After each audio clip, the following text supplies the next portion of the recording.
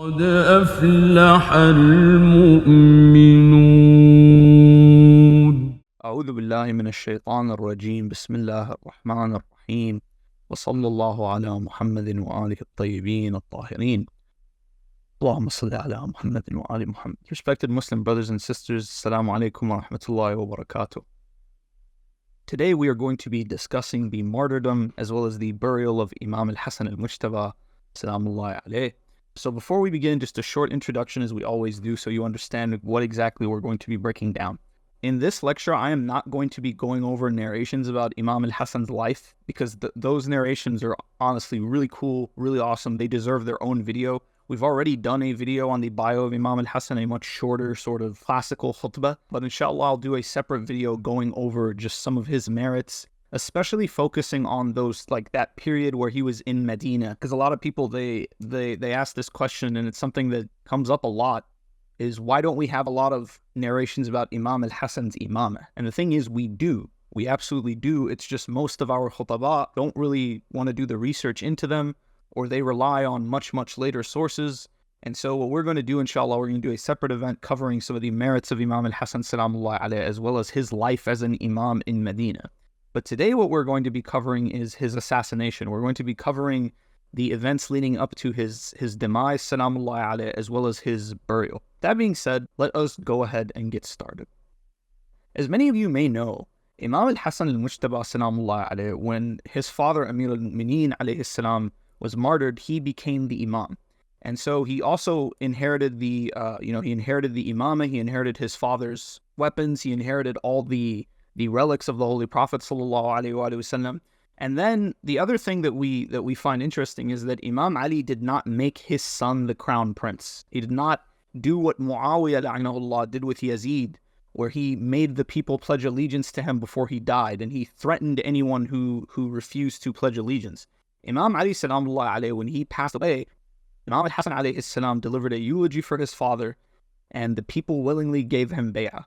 And as we know, a few months later, when the war between Imam al-Hasan and Muawiyah, they began to fight each other, and we know that Imam al-Hasan was forced into making a peace treaty with Muawiyah. That peace treaty is a topic that requires its own lecture because it's very complex, and the terms and conditions of this peace treaty are very, very important to know for both polemical and historical purposes.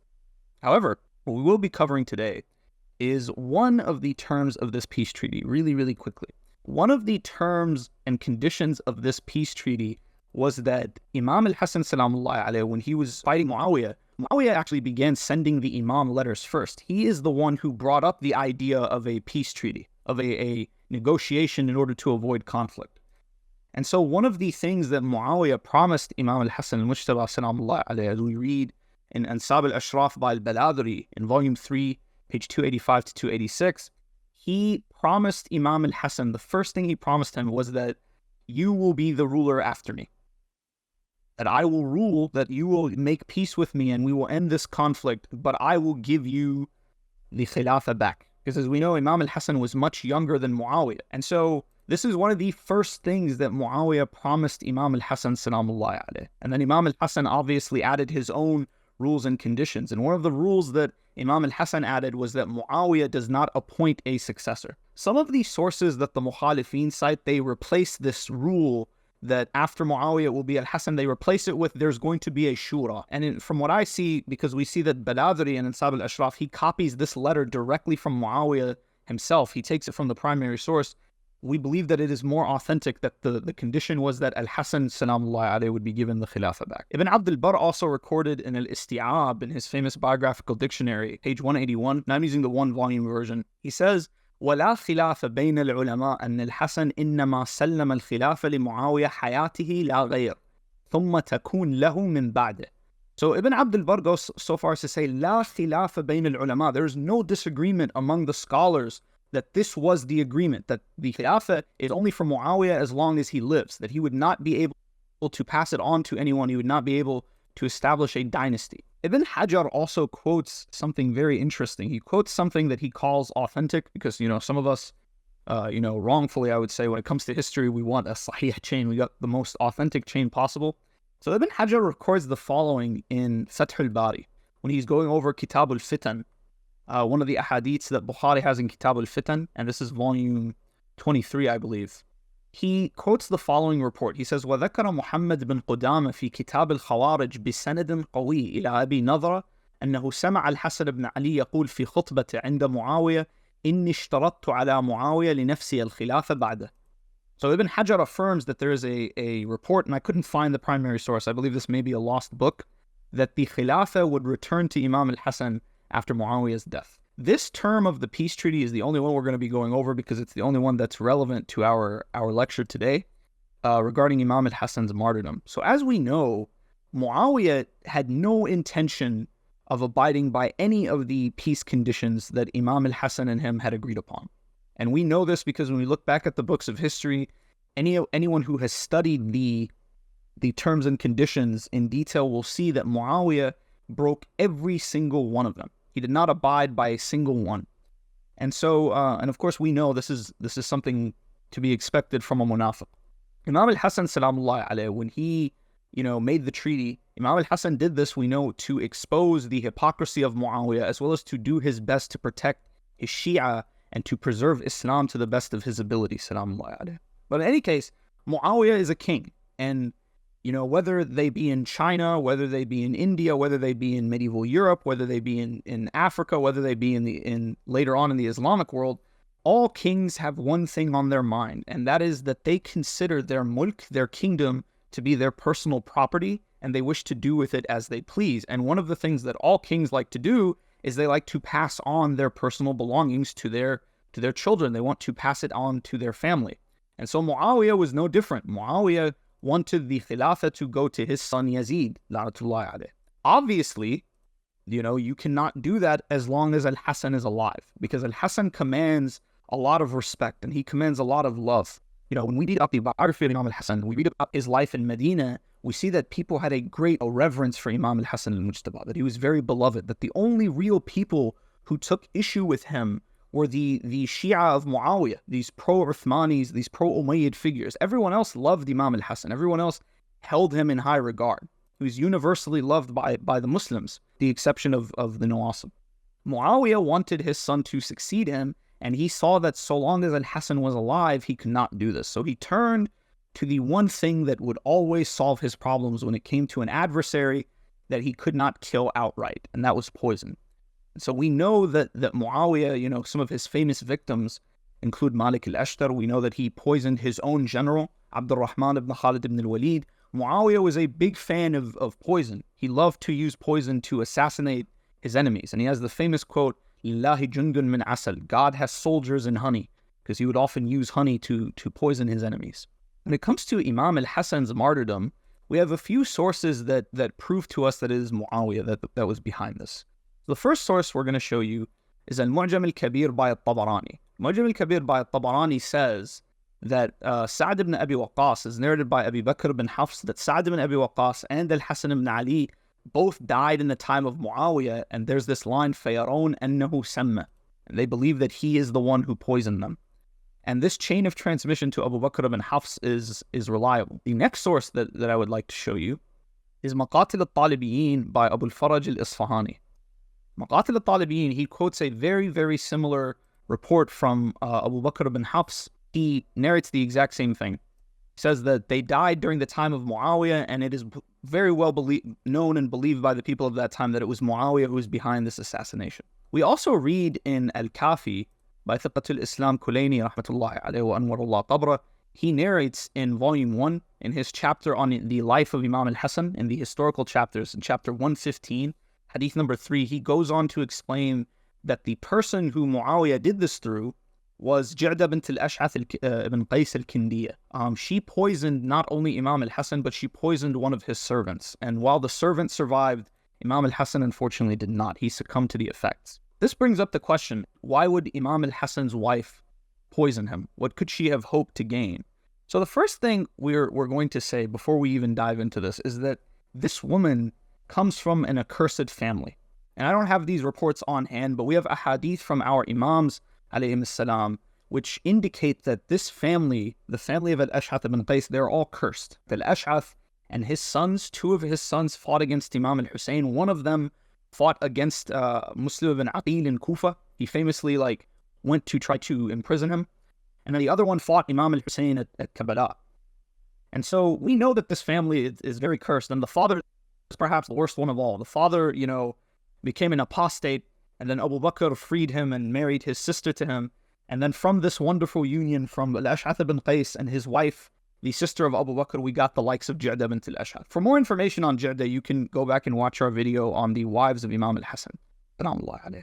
When it comes to the motive behind it, we have many sources confirming that this was the case, that it was indeed Muawiyah and Ja'da who were behind this. One of them is Ansab al-Ashraf by al-Baladri, volume 3, page 295 to 296. We have Sharh Nahj al-Balagha by Ibn Abi al-Hadid al-Mu'tazili, volume 16, page 11, as well as in page 29. He gives another alternative report. We also have Maqatil al-Talibiyin by Abu al-Faraj al-Isfahani, page 60. And lastly, we have al-Isti'ab by Ibn Abdul Bar. All of these sources confirm the same thing. They all say that it was Ja'da. She was the one who Muawiyah used to poison Imam al-Hassan. When it comes to the reason why, it's very interesting the reason why. The reason why that she did this is because Muawiyah made her an offer. He says, if you help me get rid of al-Hassan, I will give you, I believe the report says alf, or not alf, mi'at alf, 100,000, dinars, dirham. I will offer you this much money, and I will also marry you to my son Yazid. And so, in Rabi' al-Abrar by Zamakhshari, Rabi' al-Zamakhshari includes this very interesting report. In volume 5, page 156 to 157, he says that after Imam al-Hassan died, after he was martyred, Ja'da married another man from Quraysh, and she had children with this man.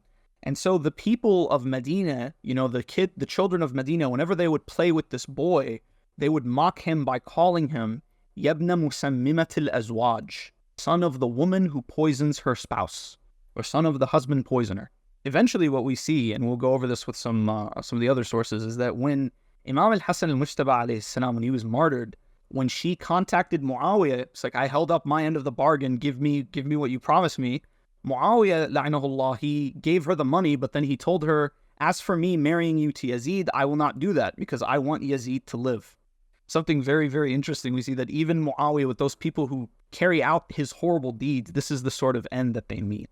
Pray to Allah subhanahu wa ta'ala to keep his mercy from Muawiyah and from Ja'da bint al-Ash'ath alayhim la'inullah. It is narrated by Sayyidina Abu Tufail, and this report can be found in Tabaqat ibn Sa'd in volume 6, page 387. He narrates that al-Hassan al-Mujtaba sallallahu alayhi was poisoned many times. Right? Tufail narrates that Imam al-Hassan said, between Jabal and Jabars, there's not a man whose grandfather will be a prophet other than me, and I have been poisoned twice. And this is interesting because this is something we know. We know that Abu Tufail radwanullahi ta'ala alayhi was very close to the Imam. So it's not surprising that even an event like the Martyrdom of Imam al-Hassan, he has something to narrate about it. So he says that Imam al-Hassan complained. And this is very sad to read, to hear that Imam al-Hassan said such a thing. He says, between the East and the West, there's no one who's the grandson of a prophet other than me and my brother. But I have been poisoned twice. Imam al-Hassan is saying, look at what they've done to me. I'm the grandson of their prophet, they have treated me. We also read that Bakr bint al-Miswar, and this is on the same page as the last reference, he said that Imam al-Hassan alayhi salam was poisoned repeatedly until the final time he was poisoned, the time that killed him, his liver was affected. And when he passed away, the women of Bani Hashim mourned him for a month. Umayr ibn Ishaq narrates that he and another man went to visit Imam al-Hassan al-Mujtaba alayhi salam during an illness. And this report has many sources. That's why we'll show them to you after we narrate it. Imam al-Hassan began to say to this man, ask me whatever you want before you lose the opportunity to do so. And the man replied, I have no questions to ask you. May Allah grant you a quick recovery. So Imam al-Hassan knew that this time, his poisoning was fatal, that he was going to die, he was going to pass away soon. So he utters this famous challenge. And we've heard many people say that this challenge has only been uttered by Amir al-Mu'mineen. And it's not surprising to see his son and his successor, Imam al-Hassan, saying the same thing. Ask me before you lose me. And Imam al-Sadiq used to say something similar, as we've read in some reports. So Imam al-Hassan alayhi salam then got up and he went to a corner of the room and he returned. And he then said, I have been expelling a part of my liver repeatedly, and I've been using this stick, and I have been given poison to drink many times, but nothing has been more severe than this time. So Umayr continues, he says, the next day we went to him and we met him, and al-Hussein alayhi salam came and sat next to him. And he said to him, O my brother, who is your enemy? Who did this to you? Al-Hasan alayhi salam asked, do you intend to kill him? Al-Hussein replied, yes. Al-Hasan replied, if it is who I suspect, then Allah's punishment will be more severe. But if he is innocent, I do not wish to kill an innocent person. He passed away shortly after. And this report has been narrated not only by Umayr ibn Ishaq, but it's also been narrated by one of the servants of Imam al-Hasan al-Ijtaba. This report has many, many sources. It's a very well corroborated source, or well corroborated narration. It's narrated in Tabaqat ibn Sa'd, volume 6, page 386-387. It's been narrated in Musannaf Abdul Razzaq al-San'ani, volume 11, page 452 to 453. It's been narrated in Ansab al-Ashraf by al-Baladhuri, in volume 3, page 295-296. It's also been narrated in Hilyatul Awliya by Abu Na'im al-Isfahani. It has been narrated in Musannaf ibn Abi Shaybah, volume 21, page 280 to 281, and it's hadith 40,142. It's also been narrated by our scholars such as Abu al-Faraj al-Isfahani in his book Maqatil al-Talibiyin. It has been narrated in al-Mustadrak al-Sahihain by al-Hakim al-Nayshaburi, volume in his third volume, page 176, hadith 4,816. And lastly, it has been narrated in Muruj al-Dhahab. And Muruj al-Dhahab by al-Mas'udi is probably the best source for this. He also narrates the fact that Ja'da, the agreement between her and Muawiyah. Muhammad ibn Ali alayhi salam, Imam al-Baqir narrates that when al-Hasan alayhi salam was going to die, when he was on his deathbed, he began to weep. He was asked, O son of the Messenger of Allah, why would you weep when you have such a position with Rasulullah sallallahu alaihi wasallam? You're his grandson and you're one of his successors. And all the good things said about you. You have performed Hajj 20 times on foot and distributed all your belongings among the needy 3 times exactly. He replied, I weep for 2 reasons. It is the fear of resurrection and the separation of the loved ones. And this hadith has also been corroborated by Imamuna Ali ibn al-Husayn, sanamullah alayh, who narrated it from Imam al-Husayn al-Shaheed. So, and this hadith can be found, the report of Imam al-Hasan's, weeping on his deathbed, it can be found in Al-Kafi al-Sharif, in the chapter of Imam al-Hasan, sanamullah alayh, and it's also found in Hilyatul Awliya by Abu Na'im al-Isfahani.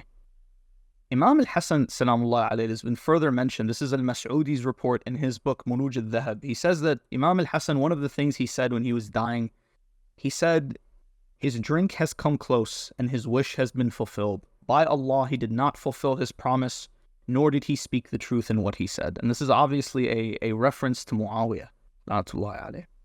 So Imam al-Hasan al-Mujtaba, he passed away. And this is in the end of, in the end of the month of Safar. And, we know very clearly that he was poisoned, that he was martyred. And we seek refuge in Allah from the jahl and the nasab that leads people to deny this. And we sincerely hope that their opponent on the Day of Judgment is Rasulullah sallallahu alaihi wasallam and Imam al-Hasan himself. But in any case, when Imam al-Hasan passed away, there was still the issue of his burial. And his burial, I would say, is a musibah that, for me, you can compare it to the musibah of Imam al-Hussein in some ways. It is not as great as the tragedy of Imam al-Hussein al-Shaheed, but is a tragedy that every Shi'i, every follower, every lover of Imam al-Hasan, every lover of the Ahlul Bayt should weep over. So Imam al-Sadiq alayhi salam narrates that when Imam al-Hussein alayhi salam wanted to bury Imam al-Hasan next to the Prophet, people gathered there. And a man narrates that he had heard al-Hasan saying to al-Hussein, he says, do not shed any blood for me. He was warning Imam al-Hussein, don't let my name, don't let me be the cause of bloodshed. We see that even as he's dying, Imam al-Hasan is always thinking about, the unity and the sanctity of the Muslim Ummah. And he's warning Imam al-Hussein, is like, be careful that no blood is shed because of me. With this report, we see that it is narrated, Imam al-Hussein alayhi salam, had al-Hasan not given him this explicit order, had he not said to him explicitly, make sure that no blood is shed, Imam al-Hussein alayhi salam, nothing would have stopped him from burying with the Prophet. He surely would have fought to accomplish this. And this is narrated in Ilal al-Shara'i by Shaykhuna al-Saduq, rahmatullahi alayh. Imam al-Sadiq narrates this about his ancestors, al-Hasan and al-Hussein. He says, had Imam al-Hasan commanded his brother to bury him next to Rasulullah, nothing would have stopped him. He would have done everything, he would have done whatever it takes to bury him there. That when al-Hasan was about to pass away, he said to al-Hussein, bury me next to my father, meaning Rasulullah, unless you fear bloodshed. And if you fear bloodshed, then do not shed any blood for my sake. Bury me among the graves of the Muslims. This report is very interesting. It is narrated by both al-Baladri, and we'll cite the source later, because Baladri's report is a little longer, but in al-Kafi al-Sharif, it is explicitly said in the chapter regarding the proof for Imam al-Hussein's imamah, he goes over this. He goes over how Imam al-Hussein alayhi salam was told, bury me next to my mother. And we know that this is not referring to a Sayyidah Zahra, salamullahi alayha, because we know where she is buried, and we will go over that another time. We know this is a reference to Fatima bint Asad, salamullahi alayha. We further read that Imam al-Hasan, when he passed away, Imam al-Hussein and his followers began to arm themselves. When Marwan, and this is Marwan ibn al-Hakam, when he saw this, he opposed it by saying, should Uthman be buried in Hashkokab and al-Hasan be buried here? So Bani Hashim and Bani Umayyah and their allies assembled. There were some people who supported Bani Hashim, there were others who supported Bani Umayyah, and it looked as though there would be conflict. And so Abu Hurairah said to Marwan, Marwan, do you prevent al-Hasan from being buried in this place? You have heard Rasulullah ﷺ saying about him and his brother al-Hussein, they are the masters of the youth of paradise. And so Marwan replied to Abu Hurairah, he said, the hadith of Rasulullah is truly lost. No one remembers it except you, when Abu Sa'id al-Khudri. You became a Muslim on the day of Khaybar. Abu Hurairah responded, and we see this is funny, we see these two men, who we know used to lie about the Prophet's household. We see them both accusing each other. And so one of the things that Marwan attacks Abu Hurairah for, he says, who are you to tell me what the Prophet said? You barely knew the Prophet. So Abu Hurairah responds, you have spoken the truth. I became a Muslim on the day of Khaybar. However, I remained with Rasulullah ﷺ, and I used to ask him questions. I learned from him and understood who he loved and who he hated, who he drew near and who he distanced, who he prayed for and who he cursed. And among those who opposed the burial of Imam al-Hasan next to his grandfather was none other than Aisha bint Abi Bakr. Reports for this, there are many reports for this. Two of them can be found in al-Kafi al-Sharif, and we'll show you one of them. In al-Kafi, it's chapter 67, hadith 3. It's the third hadith and the final hadith in the chapter on Imam al-Hussein's imamah and the proof for his imamah. And it goes over the way they buried Imam al-Hasan salamullahi alayhi. Imam al-Sadiq reports the first lady to ride a mule after the Holy Prophet was Aisha, who came to the mosque to stop the burial of al-Hasan near the Prophet. And this is recorded in the same sources before. It's in Ilal al-Shara'i' by Shaykhuna as-Saduq rahmatullahi alayhi, with a very, very good chain. Probably the best chain of transmission we have in our books regarding this issue, regarding the fact that Aisha was one of those people who opposed the burial of Imam al-Hasan. Abbad ibn Abdullah ibn Zubayr says that he heard Aisha say on that day, this matter will never happen. He will be buried in al-Baqi', and they, meaning Rasulullah, Abu Bakr and Umar, will never have a fourth. By Allah, it is my house, and the Messenger of Allah had given it to me before his death. And Umar was not buried in it, and he was a caliph except by me granting him permission, and he didn't favor me with goodness. This report can be found in Kitab al-Tabaqat al-Kubra, volume 6, page 393. It is also narrated that when Aisha, and this goes back to the report, the same report from Baladri that we quoted earlier, the one that includes the dialogue between Marwan and Abu Hurairah, the report there, which I'll show you in a second, it says that when Aisha saw the weapons and the men, she feared that the situation might escalate and blood might be shed. So she said, the house is my house, and I do not allow anyone to be buried in it. And this is in this long report, this combined report we've narrated for you is in Ansab al-Ashraf, volume 3, page 297 to 298. Abu Hurairah then said to al-Hussein, and I wish to go over, inshallah, at another time, we'll go over exactly what the details of what Imam al-Hussein alayhi salam did. Because Imam al-Hussein, we know that he called on the Hilf al-Fudul, and that he assembled all the allies of Bani Hashim. He assembled Bani Taym, he assembled Bani Zuhra, he assembled Bani Asad. He called on all of his allies. And Marwan, as we'll get to in a bit, summoned 1,000 of the supporters of Bani Umayyah. As an Imam al-Hussein, salamullahi alayhi, was making it clear to Bani Umayyah that if I want to bury al-Hasan here, I'm going to bury him here. And I will not back down for you or anyone else. And this is very important because it highlights the personality of Abu Abdullah al-Hussein salamullahi alayhi. And it also helps us disprove this narrative that al-Hussein, Salamullah alayhi, at the end of his own life, he offered to Bani Umayyah that if you take me to Yazid, this narrative that I'll surrender willingly to Yazid. Abu Hurairah then said to al-Hussein, I adjure you by Allah and by the will of your brother, the people will not leave you alone until there is bloodshed between you. And there are other reports that say Jabir ibn Abdullah was one of the people who advised him. We have reports that say Abdullah ibn Umar was one of the people who advised him. We have a report from, I believe, in Tabaqat ibn Sa'd, it says that Abdullah ibn Jafar al-Tayyar also advised the Imam al-Hussein in this, regarding this issue. And I believe this very long report in Tabaqat ibn Sa'd, which will go over the later time, is narrated by one of these sons of Muhammad ibn al-Hannafiyah. He says that his father, Muhammad ibn al-Hannafiyah, was one of the people who was there with Imam al-Hussein. And he narrates to his son, he says, I wanted nothing more than to strike Marwan. I wanted nothing more than to strike Marwan on this day. But I remembered the will of Imam al-Hassan, and there was nothing more, painful for me than disobeying the order of Imam al-Hassan al-Mujtaba. And so al-Hussein, Salamullahi alayhi, he thus withdrew, and he took his brother to be buried in Baqi' al-Gharqad, which as we know is Jannat al-Baqi'. And Abu Hurairah says these interesting words. He says, what would happen if the son of Musa alayhi salam was brought to be buried with his father, and he was prevented? Would they have oppressed him? So he's asking the Muslims, he's saying to them, if the son of Musa alayhi salam, alayhi wa ala nabiyyina afdal salatu wa salam, had he requested, bury me with my father, would you, and you prevented him, is this not dhulm? Is this not corruption? So the people said yes. Abu Hurairah responded, this is the son of Rasulullah sallallahu alayhi wa sallam, and they brought him to be buried with his father. So, and we simply ask all of the people who claim to love Imam al-Hassan, if you love Imam al-Hassan, why don't you do bara'ah from the people who prevented al-Hassan from taking his rightful place as Khalifa? Why don't you do bara'ah from the people who fought al-Hassan, who opposed al-Hassan, who cursed his father on the pulpits, the people who prevented him from being buried next to his grandfather? Correct? Why don't you do bara'ah from Marwan and Aisha? Why don't you do bara'ah from Muawiyah and his partisans? But to this day, we hear this clamor, we hear them trying to claim that they love Imam al-Hassan, salamullah alayhi. And look at what they've done to his grave now. If it was in their ability, they would wipe it from the face of the earth. They would make sure that no one could come even close to it and do ziyarah of him from far away.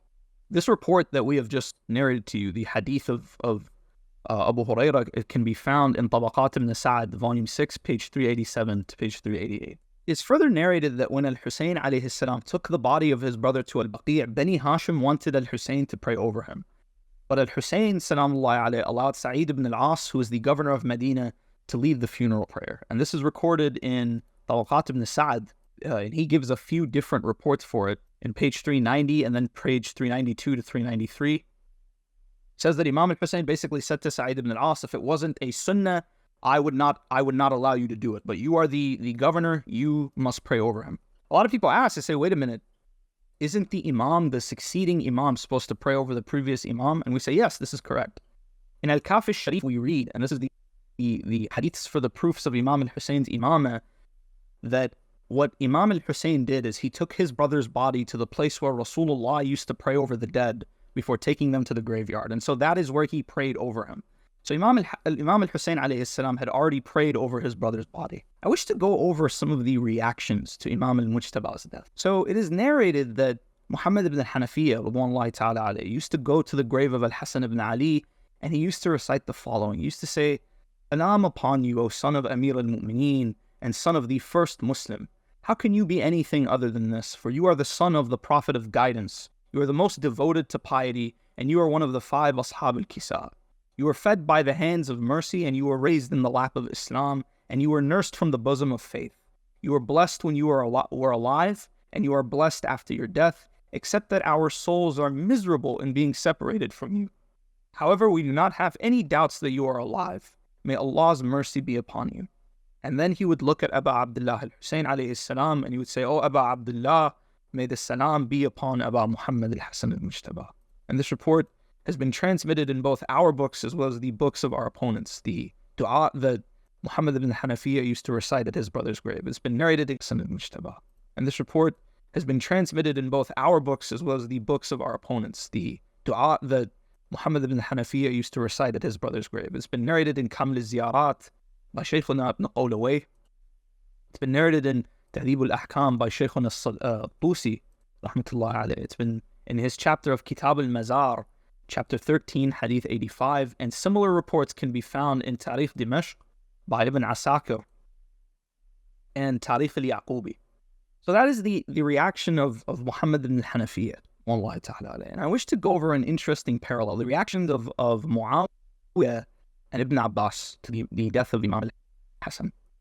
So one person reacted with genuine sorrow, while the other one reacted with glee and with happiness. And subhanAllah, this is reported in both our books and the books of our opponents, and yet you still hear them sending taradhi on this kafir Muawiyah, na'natullahi alayh. So it is narrated that when al-Hassan alayhi salam was martyred, Marwan wrote a letter to Muawiyah informing him and promising him that so long as he was alive, he would not allow this to happen. After al-Hassan was buried in al-Baqi', Marwan wrote to Muawiyah proudly telling him how he armed himself and opposed Bani Hashim with 1,000 men. Marwan then was rewarded for his loyalty by Muawiyah, who fired his previous governor. He sacked his previous governor, Sa'id ibn al-As, and appointed Marwan to the role. Now, this is something really interesting. We see that Marwan, what he did, it seems the reason why he did this, why he opposed this burial so much was, combination of his personal hatred towards Bani Hashim, as well as his own ambition. He wanted Muawiyah to make him the governor of Medina again. And this report has been translated in Tabaqat al-Nisad, volume 6, 396-397. Ibn Abbas narrates, and this report is very interesting, because if you don't know where to look, you're not going to be able to find the chain of transmission for this report. This report is very, very powerful if you know where to find it. It's narrated in Muruj al-Dhahab by al-Mas'udi, and this is something very interesting. I want to stop and do a little bit of historical analysis here. In volume 3, page 8 of his masterpiece, Muruj al-Dhahab, al-Mas'udi narrates, وَحَدَّثَ مُحَمَّد ibn Jarir al-Tabari عن محمد ibn حميد الرازي عن علي بن مجاهد عن محمد بن إسحاق عن الفضل بن عباس بن ربيعة قال وفد عبد الله بن عباس على المدينة قال فوالله إني لفي المسجد, and then he begins the report. So this is something really interesting. Al-Mas'udi is quoting al-Tabari, and he's quoting a chain that al-Tabari uses many times in his book. It's his chain through Muhammad ibn Humayd al-Razi, through Ibn Humayd al-Razi. We've seen this chain many times in his book. But subhanAllah, if you go to Tarikh al-Tabari, there is no mention of Imam al-Hassan's martyrdom. He doesn't go over this event, nor did he have this report. So we don't know what happened here. We don't know if al-Tabari had a different copy of the book, or if, censorship happened later, where other people who attained his book later removed it because they considered it too dangerous. But this is a chain of transmission, a very good chain of transmission that goes to Ibn Abbas. And Ibn Abbas himself, he narrates the story. He says, when Muawiyah got the news of al-Hassan's death, he did sujood out of thanks, and he called out takbir. And the people of al-Khadra, which was the place in Damascus where the Umayyad palace was, they did the same. And the people of Syria did the same when they heard the takbir. The people of all of Ash-Sham began to do takbir. They called out takbir when they got the news of Imam al-Hassan's death. It is narrated that the wife of Muawiyah, Fakhita bint Qarada, asked him, she said, Commander of the believers, may Allah please you, for what did you do takbir? So Muawiyah said, al-Hassan has died. So Fakhita asked, you are reciting a takbir of joy at the death of the son of Fatima? And Muawiyah replied, not on account of joy, rather comfort and ease has entered my heart. And we say full-heartedly, may Allah condemn Muawiyah and anyone who takes comfort in the demise of Rasulullah's grandchildren. When Ibn Abbas received the news, he went to Muawiyah, who then asked him, Muawiyah asked him, I have learned, O Abu al-Abbas, or have you learned, as the news reached you, that al-Hassan has passed away? Ibn Abbas asked him, is that why you raised your voice? He said, yes. He said, by Allah, his death was not due to what would delay your term, nor will his burial deny your burial.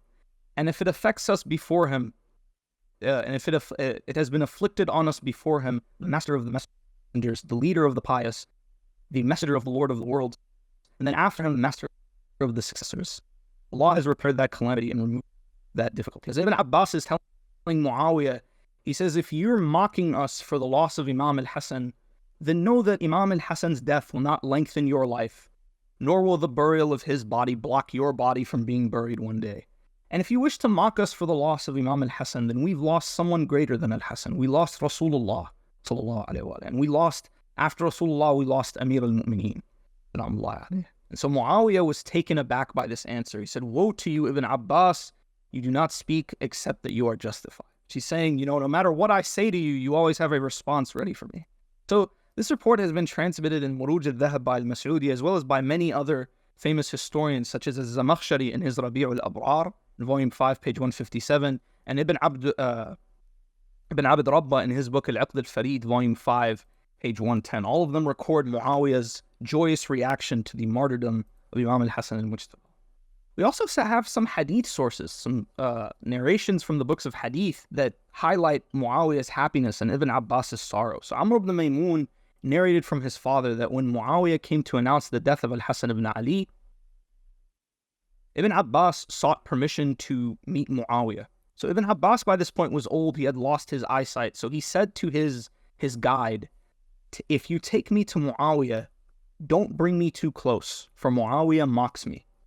He says, when you take me into Muawiyah's courtroom, don't put me close to him. I don't want to listen to him mocking me and gloating at me. So then Ibn Abbas sits down. Muawiyah says, I will inform him of something more severe than mocking. So then Muawiyah is deliberately trying to hurt Ibn Abbas. So he says to Ibn Abbas, Abu al-Abbas, al-Hassan Ali has passed away. Ibn Abbas says, Inna lillahi wa inna ilayhi raji'un. Ibn Abbas knew that he was being mocked.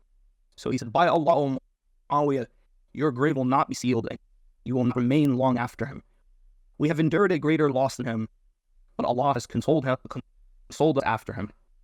And then Ibn Abbas stood up, and Muawiyah said, by Allah, I have never spoken to anyone who gives a more appropriate response and who is more intelligent than Abdullah ibn Abbas. And this report has been narrated in Tabaqat ibn Sa'ad, volume 6, page 395, has been narrated in Al-Mu'jam al-Kabir by al-Tabarani, volume 10, page 323 to 324, hadith 10,622. And al-Haythami graded this hadith in his book Majma' al-Zawad, and he tried to weaken it due to Yaqub ibn Muhammad al-Zuhri, who is a descendant of Abdurrahman ibn Auf. However, we know that this is not a valid criticism because Ibn Hajar authenticated this narrator in his book Taqrib al-Tahdhib. And this is something we see a lot in Majma' al-Zawad. Whenever there's a report that Muawiyah looks bad, and Haythami struggles to try to deflect it or to try to weaken it. And so it has been further reported, and I don't have the scan for this at the moment. Hopefully I'll be able to get it to my editor in time. Something very interesting that Muawiyah said to Ibn Abbas following the death of al-Hassan, Salamullah alayhi. And this is, as I said, it's recorded in Tabaqat ibn Sa'ad, and I don't have that scan on hand. It's also in Tarikh al-Yaqubi in volume 2, page 134 to page 135. So it's been narrated after Imam al-Hassan passed away, after this conversation happened with Muawiyah. Muawiyah says something to Ibn Abbas. He says, Ibn Abbas, congratulations, you are now the Shaykh of your people. He says, Bakhan bakh ya Ibn Abbas, asbahta sayyida qawmak. So Ibn Abbas is like, if I can't hurt him by announcing the death of al-Hassan, at the very least I can try to win him over to my side by congratulating him. It's like, congratulations, you are now the eldest person in Bani Hashim, you are the Shaykh of this tribe. So Ibn Abbas gives Muawiyah a response. He says, قال أما ما أبقى الله أبا عبد الله الحسين ابن رسول الله فلا. He says to Muawiyah, he said, so long as Abu Abdullah al-Hussein is alive, then no, I am not the Shaykh of my tribe. So, question, this is something really interesting. A lot of people claim that Ibn Abbas was not upon our Aqidah. He was not one of the Shia of Amir al-Mu'mineen. Question is, if that's not what he believes, then what is he describing here when he says al-Hussein is the leader? If al-Hussein is just a normal Sahabi, he's not a divinely appointed Imam, what's the point of Ibn Abbas saying this?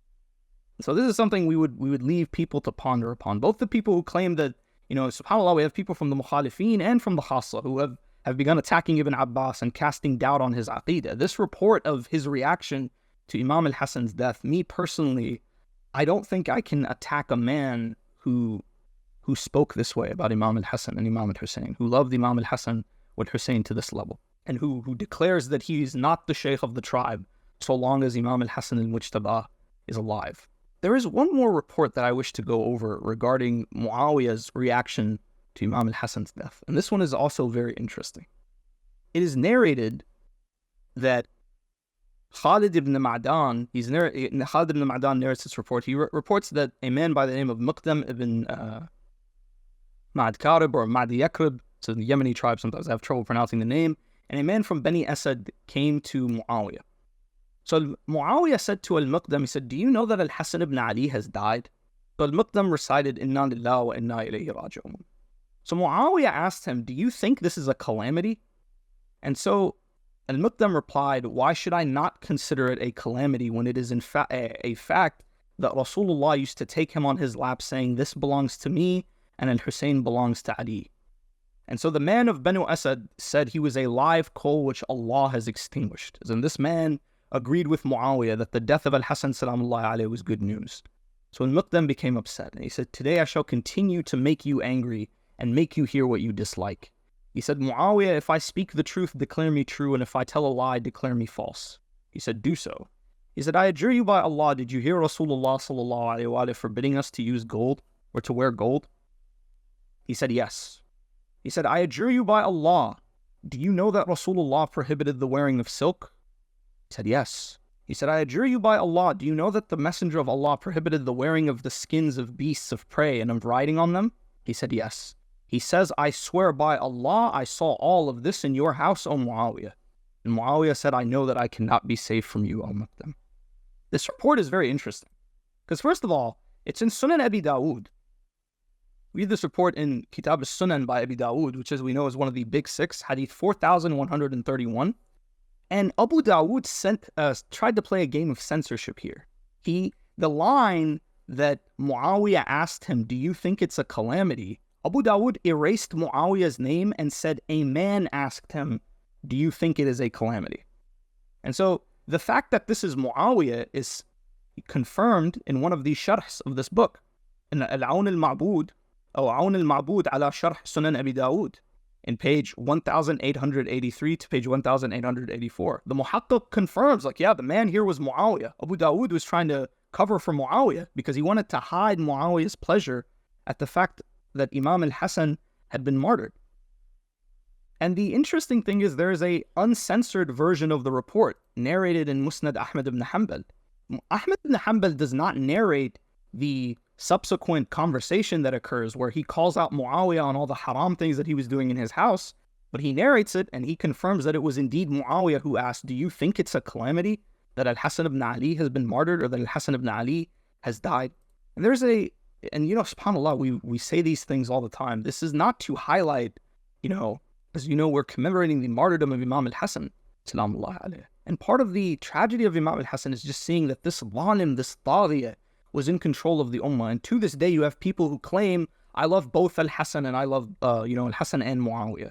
And we, alhamdulillah, we are considered the extremists for doing bara'ah from this mal'oon and declaring our wilayah to Imam al-Hasan, salamullah alayhi. I wish to show you another report just to highlight for you how mazloom Imam al-Hasan al-Mujtaba was. And this is reported in Ansab al-Ashraf, volume 3, page 272. Al-Baladhari narrates this report. He narrates that when the news of Imam al-Hasan's death reached al-Basra, and Basra is the city in southern Iraq. Many of you know that Basra, especially in the early centuries of Islam, was a very nasibi town, unfortunately. Many of these people did not have good view of Ahlul Bayt alayhim salam. So Abu Bakr, who was one of the Sahaba of the Prophet, he was the half-brother of Ziyad ibn Abi, when he heard the news and he heard people crying, he heard some people weeping for al-Hasan, he said, what is this? So his wife, who was the daughter of Sahama, said to him, Mat al-Hasan ibn Ali, falhamdulillah alladhi araha an-nasa min. So this woman, she said, al-Hasan ibn Ali has passed away, alhamdulillah, who has relieved the people of him. And so Abu Bakr got upset. He said, Wayhaki uskuti, faqad wallah arahahu Allah min sharrin tawil, wa faqad an-nas minhu khayran kathir. He says, be silent. What's wrong with you? How could you say that about Imam al-Hasan salamullah alayhi? He says, by Allah, the people were not relieved of him. He has been relieved of the people after a long phase of suffering. And by Allah, he says, وَفَقَدَ النَّاسْ مِنْهُ خَيْرًا كَثِيرًا. He says that people lost a lot of goodness in the martyrdom of Imam al-Hassan salamullahi alayhi. There's one more report that we will go over. All of you have heard this report at one point or another. And this is the report, the greatest hadith from Masa'ib of Imam al-Mujtaba salamullahi alayhi. It's the conversation that happens between him and Imam al-Hussein. And this hadith, we don't know when it was narrated. We don't know if it was narrated when Imam al-Hussein or when Imam al-Hassan was dying. Correct? We don't know when this report was narrated. It's narrated by Shaykhuna Saduq in his Amali. It's a very short report. It's narrated from al-Mufaddal ibn Umar, from Sayyidina Ja'far ibn Muhammad al-Sadiq. He says, one day al-Hussein ibn Ali alayhi salam visited his brother al-Hassan, and when he saw him, he wept. So he said to him, what makes you weep, O Aba Abdullah? So Imam al-Hussein says to him, I weep over what will happen to you. So this report is very interesting. We see that from this report, the two brothers knew that they would both end up being martyrs. So Imam al-Hussein is crying over his brother Imam al-Hassan. He says, I weep over what I know will happen to you. I know the oppression that you will go through. I know that you will die as a shaheed, that you will be poisoned. So al-Hassan alayhi salam said to him, when poison comes to me, I will be killed by it. However, there is no day like your day, O Abu Abdullah. As in Imam al-Hassan salamullahi alayhi, even when they took everything from him, they could never take the nobility of his character. But even when someone wants to sow sorrow to Imam al-Hassan salamullahi alayhi, when someone wants to lament over Imam al-Hassan, what does Imam al-Hassan do? He thinks of his younger brother. He says to Imam al-Hussein, don't worry about me. Even when it comes to something as painful as death, something, as terrifying as death, Imam al-Hassan salamullahi alayhi, even then we see that generosity. He says to his younger brother al-Hussein, 30,000 men who claim that they are from the nation of our grandfather Muhammad sallallahu alayhi wa sallam, who disguise themselves with the religion of Islam, will gather to kill you, to shed your blood, to desecrate your sanctity, to take your offspring and your women captive, and to pillage your belongings. At that, damnation will fall on Bani Umayyah, and the sky will rain ashes and blood. Everything will weep for you, even the beasts in the wilderness and the fish in the oceans. And we say, Sadaqa Mawlana Aba Muhammad al-Mujtaba. Indeed, everything, everyone with any love for Islam weeps over Imam al-Hassan al-Mujtaba, and especially for his brother al-Hussein salamullahi alayhi. So we will conclude with one last thing. Every time we recite Masa'ib over Imam al-Hassan, all of us need to remember Dua al-Nudbah. This blessed dua, it is recommended to recite every Friday. In Dua al-Nudbah, there is a very powerful line for the one who has studied the biographies of these two brothers, who both were oppressed in two very different ways. There's a line in the dua where the one who's reciting the dua, he recites, Ayn al-Hassan wa Ayn al-Hussein. We see one buried in Baqi' when he should have been buried next to Rasulullah, and we see one buried in Karbala, far from his mother Fatima al-Zahra, far from his father Amir al-Mu'mineen, and far from Rasulullah sallallahu alayhi wa sallam. And we accept the decision of Allah subhanahu wa ta'ala, and we lament the tragedy of his two grandsons, because this is the sunnah of Rasulullah sallallahu alayhi wa sallam. And when we are struck by a musibah, we say, Inna lillah wa inna ilayhi raji'un, wa say'alamanna alladhina zalamu ala Muhammadin ayya munqalibin yanqalimun, wal aqibatu lil muttaqeen. Allah al-muttaqeen.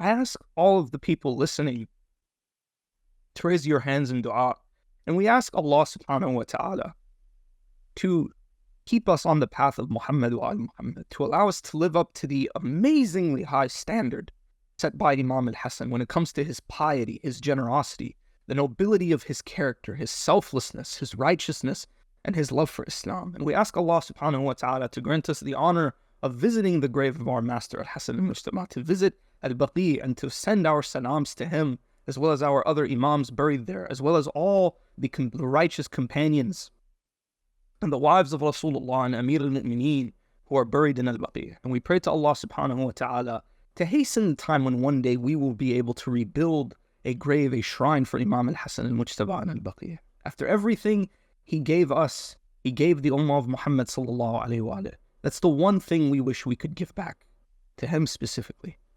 We will end this majlis with Surah Al-Fatiha. تسبقها الصلاة على محمد وآل محمد.